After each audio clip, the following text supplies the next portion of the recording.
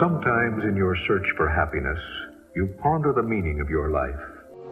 And what is the truth? You sift your memory for beginnings. The truth.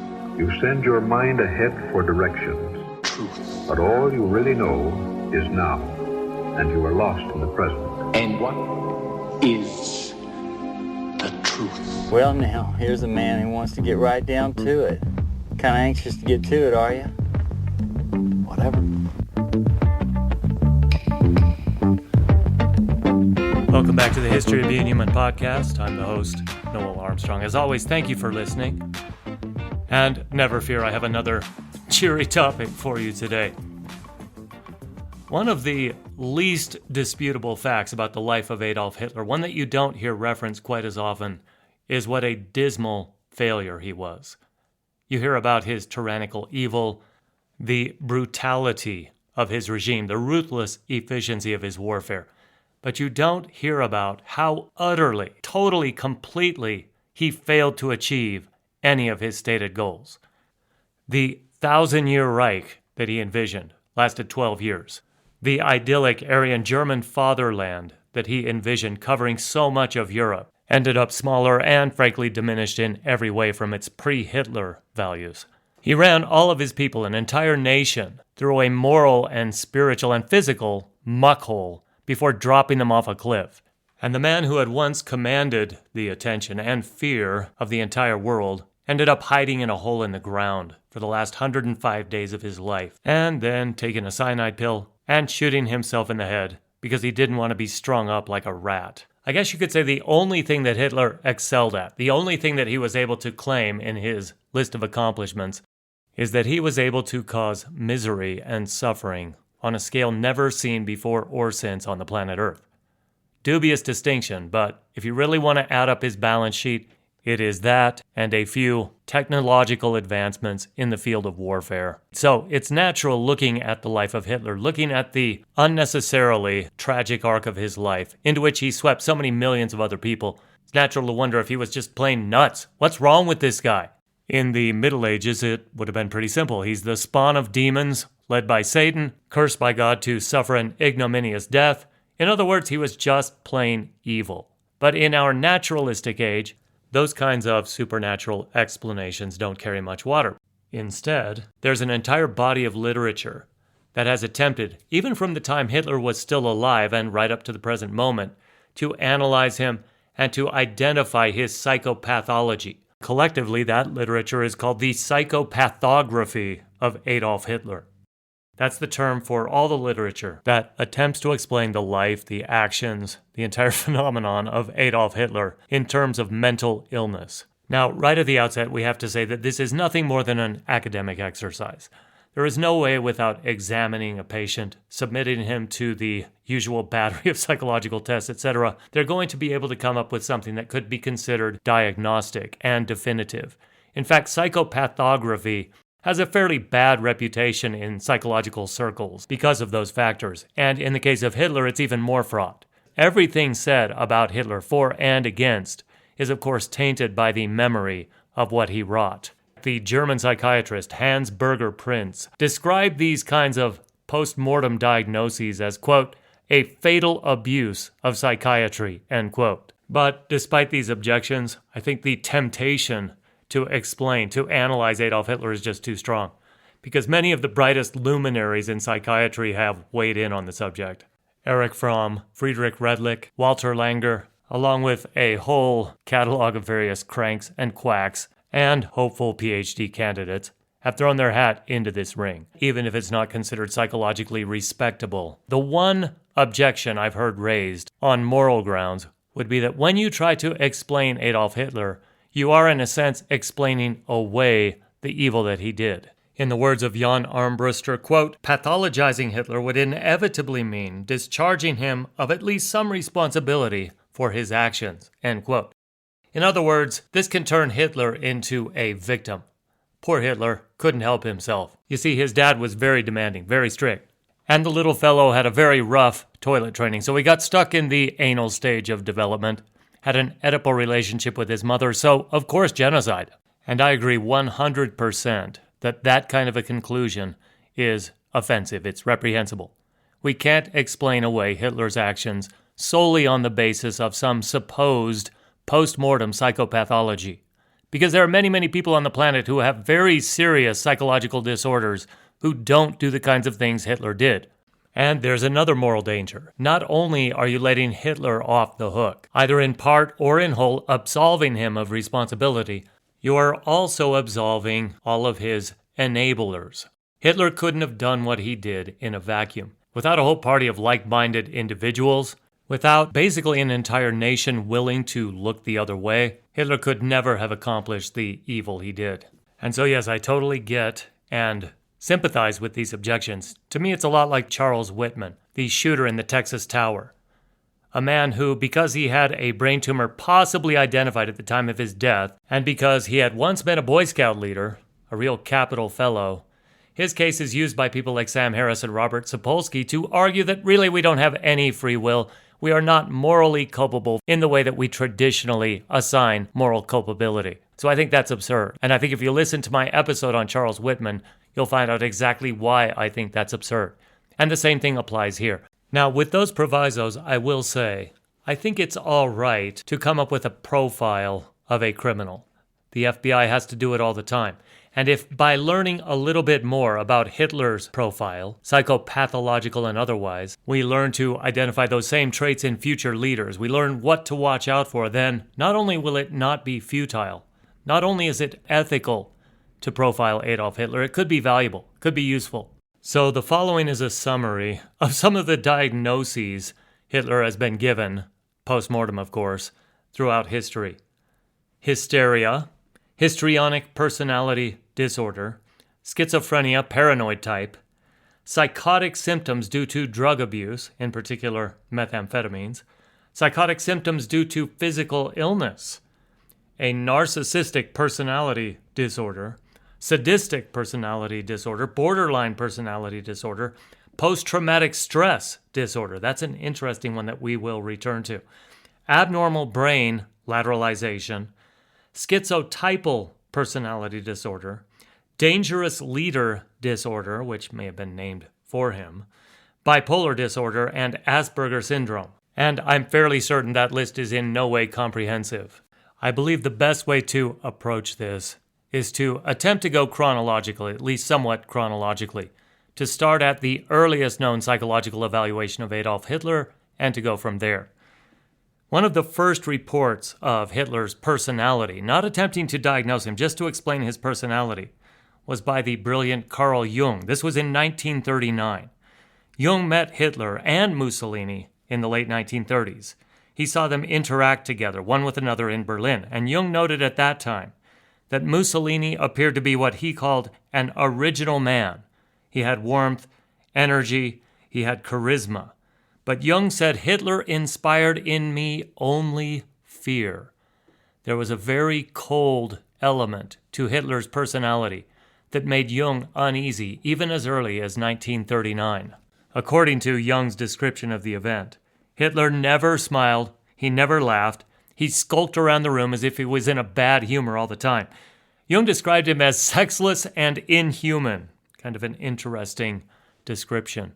Inhuman. He had a singleness of purpose, almost robotic. He wanted to establish the Third Reich, a mystical, all-powerful German nation, which would overcome all of Hitler's perceived threats and all of the previous insults in Germany's history. That's what Jung said preoccupied Hitler. He was a one-note song even at that time. He just had this huge chip on his shoulder. Petty grievances, perceived threats, injustices that had been perpetrated on the German nation.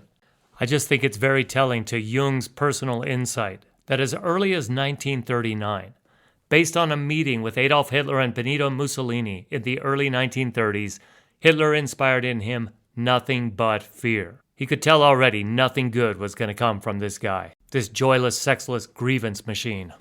Next in the chronology, we have Walter Charles Langer, a Harvard professor, a psychoanalyst, who was hired by the Office of Special Services in 1943 to prepare a detailed psychoanalysis of Adolf Hitler. And I have to say, it's pretty impressive. In its own way, even more impressive than that offered by Carl Jung. because it was prophetic, it was prescient. And I will get to his exact diagnosis in just a moment.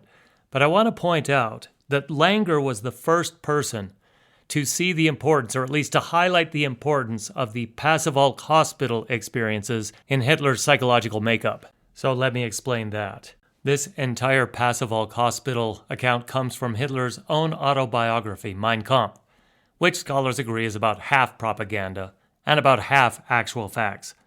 In Mein Kampf, he writes the following, quote, "On the evening of October 13, 1918, mustard gas shells rained down all night more or less violently. As early as midnight, a number of us, meaning soldiers, passed out. A few of our comrades passed out forever.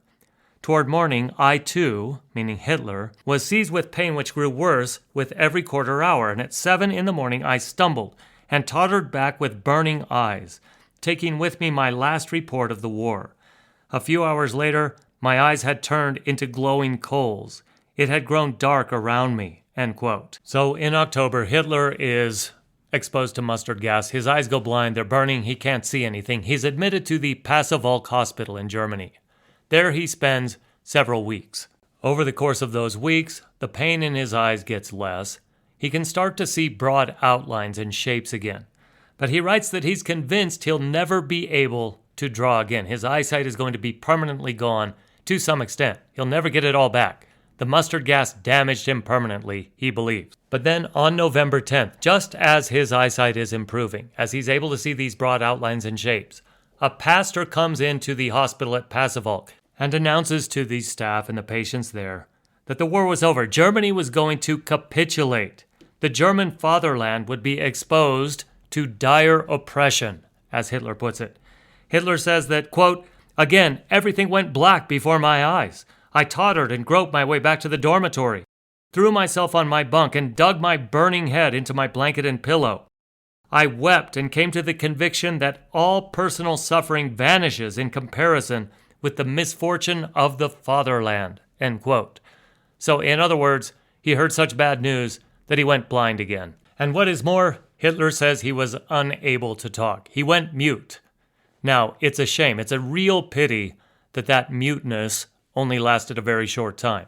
But according to Hitler, he's in the hospital because he's been exposed to mustard gas. His eyes are getting better. He hears the news that the fatherland is oppressed, and he goes blind and can't speak. Now, in the first place, that sounds ridiculous. Hitler wants his readers to believe that such was his love for the fatherland that he couldn't see and he couldn't speak. And he paints this laughably melodramatic picture of him bouncing off the walls of the hallway that he can't see, fumbling his way back to the room. Der Vaterland, no! And wrapping his pillow around his head in sheer agony, being unable, not just unwilling, but unable to utter a sound. I cannot hear this account without shrinking in my chair in embarrassment a little bit. It is cringeworthy, and yet people believed it. They ate this up. Now, there's one other element to this Pasewalk story that has to be brought up. That is that Langer reported Hitler's decisions, the resolutions that he came to after this event, came to him by what he called a divinely inspired vision. It's pretty clear that in Hitler's own view, at least what he expressed in Mein Kampf, he had been chosen by Providence to right the wrongs of the German people. And so, factoring in this possibly hallucinatory experience, Langer reported that Hitler was neurotic, bordering on psychotic, with a messiah complex, masochistic tendencies, and strong sexual perversions. What is most interesting about Langer's report is that he thought the most plausible outcome, the most likely scenario was that Hitler would die of suicide. And in the part of the report that might be the most telling to who we are dealing with Adolf Hitler, Langer wrote that Hitler had only a very slight case of mustard gas. It was definitely established, he said, that both the blindness and the mutism were of an hysterical nature, end quote. In other words, we don't use the word hysterical anymore. But Langer firmly believed there wasn't enough physical injury to explain the fact that Hitler couldn't see and he couldn't speak. That either means that the symptoms were psychogenic in nature, what Langer called hysterical, or what seems slightly more likely to me, that Hitler was not above being a cynical propagandist, using a story that he possibly made up or exaggerated to advance his cause. But just to summarize, in 1943, Walter Langer, in a report for the Office of Strategic Services, diagnosed Hitler, to put it very bluntly, as a neurotic pervert with a messiah complex who is probably going to kill himself. Not a flattering picture. Not a company you would normally want to buy stock in. That same year, 1943, another report for the OSS came out from the Cornell professor Henry Murray. Murray's profile was a little bit different from Langer's. His overall conclusion, get this, was that Hitler's personality fell within the normal type. Normal in quotation marks. The normal type. He admitted that he had all of the classical symptoms of schizophrenia, including paranoia, hypersensitivity, panic attacks, irrational jealousy, delusions of persecution, omnipotence, megalomania, and messiahship. So he pointed out many of the same features that Langer had, up to and including the idea that Hitler was extremely paranoid and suffered from hysterical dissociation. In other words, the blindness and being unable to talk was evidence of dissociative disorder. So how was it possible then that with all of this baggage, Murray could have considered Hitler normal? All he meant by that, it turns out, was that by 1943, when Murray wrote his report, Hitler was not yet clinically insane. He was definitely tiptoeing around it. He was knocking on the door. And in fact, as Murray pointed out, since November of 1942, Hitler's mental powers had been deteriorating, and his neurotic spells, let's put that in quotes, neurotic spells had been increasing. But Murray pointed out that Hitler was able to harness these neurotic spells and use them consciously to inflame nationalistic passion. It was part of what made him such an effective orator. It was not an affectation. His grievance, his resentment, his outrage was real, and he could harness that power to whip the crowd into a patriotic fervor. One final note about Murray's report in 1943. He also predicted that Hitler would die of suicide. One of the reasons the OSS wanted him to write up the report was to tell them how to deal with Hitler after the war. And Murray said, don't worry about that. After the war, Hitler will be dead. He will not be able to take defeat. His delusions of grandeur would be crushed, and his sense of identity would be lost, and he would resort to suicide. Again, prophetic. Pretty impressive. One of the most famous psychopathologizers of Adolf Hitler was Erich Fromm. In 1973, he wrote a book called Anatomy of Human Destructiveness, and his stated goal in writing this book was to determine the cause of human violence. So, of course, Hitler was a fitting case study. Fromm used what's called depth psychology. He didn't want to specifically diagnose Hitler with this or that clinical illness. He wanted to explain what made Hitler Hitler by going all the way back to his youth. And what Fromm discovered in his searches was an immature, self-centered narcissist as a child who never overcame his narcissistic tendencies. If you go back to your Freudian psychology, Fromm relied heavily on a Freudian framework. He said that Hitler was stuck in the anal stage, and pathologically so. So he was narcissistic. In fact, the words he used was, he had a malignant form of anal character, determined by an increase in narcissism, unrelatedness to others, and destructiveness. Fromm saw this narcissism present in Hitler from a very young age, but it became worse over time, fed by his authoritarian father and his overly doting mother. And like most narcissists, Fromm wrote, Hitler had very little insight into his inner motivations. He didn't really know what made him tick. He never blamed himself for anything. He blamed his father, his teachers, society. None of it was his fault. It was all the fault of other people's that he ever failed in anything whatsoever. This part is really interesting. Fromm believed that Hitler suffered from an Oedipus complex, and that he transferred his feelings for his mother to the German nation, and that he wanted to avenge the German nation's humiliations and grievances, just as he would have wished to avenge his own mother. And he transferred his hatred for his father onto the Jewish Marxist intellectuals in Germany, and therefore wished to kill them as he wished to kill his father, again according to Fromm, who was very firmly in the psychoanalytic school of Sigmund Freud. Somewhat along these same lines, in at least a similar vein, was the work by Alice Miller. This is from 1980. Alice Miller was a childhood researcher from Switzerland, and she learned everything she could about Hitler's childhood. Of course, there were many more sources available by the time after World War II. Reading through these sources, She arrived at a conclusion roughly akin to the old books, Everything I Needed to Know I Learned in Kindergarten. Well, she believed that everything Hitler needed to know about running a grievance-laden, hate-filled, repressive totalitarian regime Hitler had learned by kindergarten in the walls of his own home through his repressive, hate-filled, resentful totalitarian father, Alois, and that Hitler transferred the trauma of his parental home onto the entire German nation. His contemporaries, those that followed him the most closely, she also analyzed their childhoods and saw that they were very similar. She said they followed him willingly because they had experienced a childhood much like Hitler's own. And I'll just pause here to highlight the point that as you read through these psychopathographies, these writings about the pathological psychology of Hitler, you realize they all have a modicum of sense. They all make sense. You can see how it could be that way. All of these seem to point out different features, different aspects of the character of Adolf Hitler. But it's really hard to know which one is the most plausible, which one holds the most explanatory value. One thing that many of these psychopathographies have in common is that Hitler deteriorated over time. He got worse, more angry, more hate-filled, more paranoid. All of the things that are so quintessentially Hitler became more and more prevalent over time. Well, according to the German writer Norman Ohler, among many others I have to say, there's a very good reason for that. That is that Hitler was a major tweaker, a total meth head with all of the deleterious and progressive consequences of that particular vice. A lot of what I'm going to share with you now comes from a Guardian article with the title that I just love. It's called Hi Hitler, of course, as in HIGH Hitler, How Nazi Drug Abuse Steered the Course of History. In the links with this episode, click on the one that says Adolf Hitler showing symptoms of amphetamine use. I suppose you could make the case that he's just really, really nervous and excited about the outcome of whatever event he seems to be watching. But if you look at the clip, and look specifically at his right hand toward the end of the clip, this really does not seem like normal behavior. This is somebody who has taken way too much methamphetamine and is currently being chased by Shadow Man, or waving to the tree people, and probably stressing out everybody around him.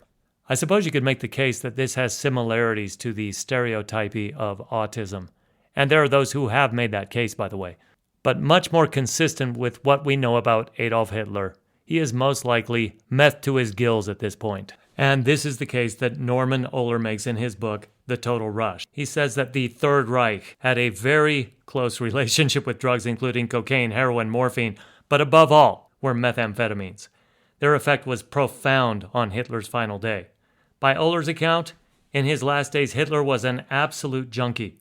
He makes the point that Hitler had probably collapsed or ruined almost all of his superficial veins by the time he made his final retreat into the Führer bunker. But the case that Ohler makes is much broader than that. In fact, he says that by 1940, by the time the Wehrmacht successfully invaded France, Hitler was already fully into his meth habit. This may be why some of the authors and psychologists who have analyzed Hitler saw him deteriorating so steadily by the time it was 1942, 1943. It seems that the first purely German amphetamine was made by a company called Temmler in Berlin.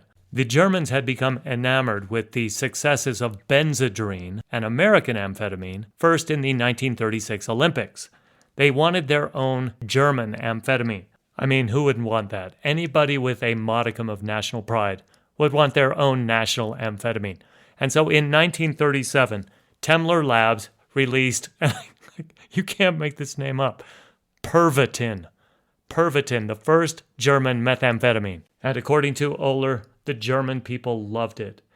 It was a confidence booster, performance enhancer. Everything from secretaries to actors to train conductors would use Pervitin whenever they needed a little pep. It even made its way into a brand of chocolate called Hildebrand chocolates. Eat 2 or 3 Hildebrand chocolates and you'll be able to get all your housework done. It's no secret that soldiers, and especially pilots, people who had to stay awake for long periods of time, were often given methamphetamines. This wasn't just in the German army, by the way. Allied forces had the same enhancers. But you get an idea for just how important this drug was for the German army when you consider that in 1940, Germany is making plans to invade France. and a stimulant decree is sent out to Army doctors, recommending that the soldiers take 1 Pervitin per day and 2 at night in short sequence, and another 2 tablets after 2 to 3 hours if they're still a little sleepy. So in other words, they're taking up to 5 or 6 of these Pervitin methamphetamines a day to fight in the army and invade France. It was so important, according to Oehler, that if there were no drugs, there would have been no invasion. Hitler heard about the plan to invade through the mountains. He loved the plan, but the high command said, no, we can't invade through the mountains. It's not possible. At night you have to rest, and the French forces will simply retreat, regroup, and hold the line. We won't succeed because we have to rest. Well, then, of course, the stimulant decree came down. They could keep going for 3 straight days. Rommel himself, commanding one of the tank divisions, took the methamphetamine, stayed awake for the 3 straight days, and was able to successfully invade France. Suffice it to say that Oehler is not the only historian who sees Pervitin as the driving force behind the entire blitzkrieg concept. Without methamphetamines, no blitzkrieg. But let's get back to what this means for Hitler's psychopathology. And here I'll quote from the article Hi Hitler. Quote, meanwhile, in other words, while this invasion of France was going on, meanwhile in Berlin, Hitler was experiencing his own unreality, with his only ally in the world, his podgy, insecure personal physician, Dr. Morell. In the late 1920s, Morell had grown a thriving practice in Berlin. His reputation was built on the modish vitamin injections he liked to give his patients. The article then goes on to describe how Dr. Morell met Hitler, and that Hitler had suffered from severe intestinal complaints for quite a long time. Morell would give him injections of vitamins to help with these intestinal complaints. But then the article goes on, quote, when Hitler fell seriously ill in 1941, however, the vitamin injections that Morell had counted on no longer had any effect, and so he began to ramp things up. First, there were injections of animal hormones for this most notorious of vegetarians, and then a whole series of ever stronger medications until at last he began giving Hitler a wonder drug called Eucadol, a designer opiate and close cousin of heroin, whose chief characteristic was its potential to induce euphoria in the patient. It wasn't long before Hitler was receiving injections of Eucadol several times a day. Eventually, he would combine it with twice daily doses of the high-grade cocaine he had originally been prescribed for a problem with his ears following an explosion at the Wolf's Lair, his bunker on the Eastern Front. The article goes on to detail more about the relationship Hitler had with methamphetamines and opiates and various other drugs. And then it says this, quote, for Hitler, though, a crisis was coming. When the factories where Pervitin and Eucadol were made were bombed by the Allies, supplies of his favorite drugs began to run out. And by February 1945, he was suffering withdrawal. Bowed and drooling and stabbing at his skin with a pair of golden tweezers, he cut a pitiful sight. Quote, everyone describes the bad health of Hitler in those final days. But there's no clear explanation for it, says Oehler. It has been suggested that he was suffering from Parkinson's disease. To me, though, it's pretty clear that it was partly withdrawal. End quote. The author Fritz Redlich also analyzed Hitler and thought that drug use explained a lot of his symptoms. And frankly, look at the symptoms of methamphetamine abuse. If Hitler was truly angry, resentful, and paranoid, you have to say that that matches pretty closely with the profile of someone who is abusing amphetamines. And if, as seems very likely, Hitler already had these tendencies in spades, methamphetamine abuse or addiction in general simply would have intensified them severely. According to Redlich, by 1945, Hitler's GI symptoms and tremors worsened to the point that he couldn't move around on his own. Treating these symptoms involved a cocktail of opiates, barbiturates, cocaine, amphetamines, and bromides. None of these drugs are safe, even in isolation. In combination, obviously they are catastrophic. To paraphrase a writer that I really like, Adrian McKinty, these drugs only take, they never give. Of course, like many things in history, there is no agreement on this matter. Two researchers, Newman and Eberle, reviewed all of Hitler's medical records and believe that they have established firmly, that Hitler was suffering from Parkinson's disease. I will simply say that even if that is the case, even if Hitler did have Parkinson's disease, that does not exclude him from taking drugs. In fact, if you look at Dr. Morell's notes, they reveal that he put Hitler on a cocktail. He called the cocktail Vitamultin. From the good doctor's records, it appears that Vitamultin was just what it sounded like, vitamins. The vitamins were, of course, suspended in some D5 half normal saline, but along with those ingredients, in order to make sure that his product was a little bit more active, the good doctor also added Pervitin, the German methamphetamine. So while we don't know exactly how much of Hitler's pathologic behavior was based on his methamphetamine use, there really is no doubt that he was on methamphetamines. In 1993, the psychologist J.D. Meyer published an article called The Emotional Madness of the Dangerous Leader. And in that article, he diagnosed Adolf Hitler with what he called dangerous leader disorder. And of course, we have to admit that Hitler was the prototype of the dangerous leader. Meyer's description of the dangerous leader included these factors. Number 1, indifference. And it wasn't just indifference to things like whether you have strawberry or chocolate ice cream. It was indifference to murder. Indifference was manifested, according to Meyer, by the willingness to murder rivals, members of one's own family, citizens, and frankly to murder in an act of genocide. We have to admit Hitler was very indifferent to the suffering of millions of people. Did not factor into his calculus at all. In fact, there's some question. This is a story I'm not sure you're familiar with. There's a story that in 1931, Hitler was obsessed, romantically obsessed in some kind of creepy way, with his 23-year-old half-niece, Kelly Raubel. And one day, after an argument with Hitler the night before, she turned up dead, shot by a pistol. There are many people who believe that she was either murdered by Hitler or murdered by people in Hitler's orbit because of the scandalous nature of their relationship, which could have hurt Hitler's ambition for world domination, or because Hitler went on some kind of racist, jealous tirade because he found out she was engaged to a Jewish violinist. So when we talk about indifference, there is at least a possibility that Hitler, in a truly Herodian fashion, had one of his own family members killed. The number 2 factor in this triad of dangerous leader disorder, according to Meyer, was intolerance. So number 1, indifference. Number 2, intolerance. Intolerance of what? Well, specifically, intolerance of any dissent. Censoring the press, punishing the press when they publish articles that you don't like. Secret police, condoning torture, rooting out any disloyalty whatsoever. That is intolerance. That is a dangerous leader. And the final of these 3 factors in the dangerous leader disorder was grandiosity. Grandiosity would be defined as seeing oneself as a grand uniter, having a grand vision, increasing military, identifying yourself with some religion or a nationalistic bent. So in other words, when someone says, I'm the great hope for Christianity, I'm your only hope for Germany, I have been sent or commissioned by God to restore the honor to Germany, or to any other nation for that matter. But any leader who identifies him or herself, although most dangerous leaders have, of course, been men, any dangerous leader can be identified by their Messiah complex, which you'll remember Hitler was diagnosed with many times. Meyer applied this analysis to 3 what we would classically call dangerous leaders, Mussolini, Hitler, and Stalin, and found that they met all of those criteria, far more than their less dangerous counterparts like Churchill or Roosevelt or Eisenhower.